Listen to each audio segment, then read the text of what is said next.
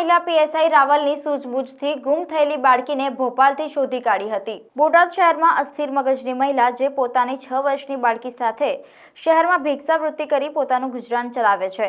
જે ગત તારીખ 10/1/2024ના રોજ બોટાદ શહેરના શાક માર્કેટ પાસે આવેલ ગોપી મીરા કોમ્પ્લેક્સ પાસે ભિક્ષાવૃત્તિ કરતા હતા। તે સમયે તેની 6 વર્ષની બાળકીને કોઈ શખ્સ ઉઠાવી ગયું હતું, જેથી બોટાદ પોલીસે ફરિયાદ નોંધી હતી। જ્યારે આ ગુનાની ગંભીરતાને ધ્યાનમાં લઈ બોટાદ જિલ્લા પોલીસ વડા કિશોર બડોલિયાએ તુરંત જ ગુમ થનાર 6 વર્ષની બાળકીને તાત્કાલિક શોધી કાઢવા સૂચના આપી હતી। બાળકીના માતાની પોતાની સૂઝબૂછથી પૂછપરછ કરતા બાળકીના માતા ભોપાલનું રટણ કરતા હોય, જેથી AM રાવલ તથા પોલીસ સ્ટાફ અને બાળકીની માતા સાથે ભોપાલ ખાતે ટીમ રવાના કરી હતી। તેમજ બાળકીની ભોપાલ બાળ કલ્યાણ સમિતિ ખાતે તપાસ કરતા બાળકી હાજર મળી આવી હતી। બોટાદ મહિલા પીએસઆઈની સૂઝબૂછથી 2 માસ પૂર્વે ગુમ થયેલ 6 વર્ષની બાળકીને શોધવામાં સફળતા મળી હતી। માસમાં બોટાદ ટાઉન ખાતેથી મીરા કોમ્પ્લેક્સ ખાતે 6 વર્ષની એક બાળક ગુમ થયેલી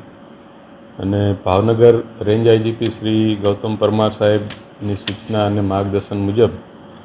અહીંયા બોટાદ ટાઉન પોલીસ સ્ટેશન અને AHT યુનિટ જે LCB હેઠળ કાર્યરત છે,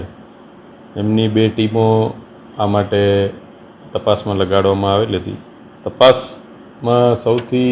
મોટો પ્રશ્ન એ હતો કે આ જે બાળા ગુમ થઈ એના મધર છે એ અસ્થિર મગજના છે,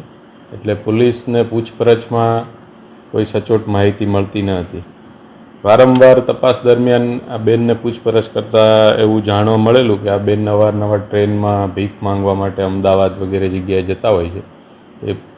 ભૂલથી સુરેન્દ્રનગરથી ભોપાલ જતા રહેલા હતા અને એમની વિશેષ પૂછપરછમાં એમણે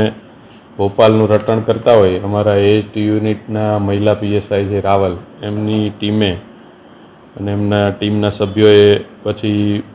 ભોપાલ ખાતે જઈ અને ત્યાંની સંભવિત જગ્યાઓ જેવી કે રેલવે સ્ટેશન, બસ સ્ટેશન અથવા ભીડભાડવાળી જગ્યાઓ હોય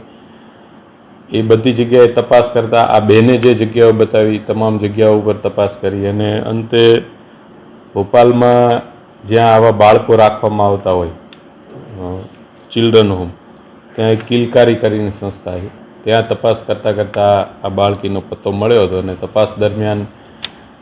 ભોપાલ પોલીસને પણ આ બાળકી ભીખ માંગતી જ મળી આવેલી હતી,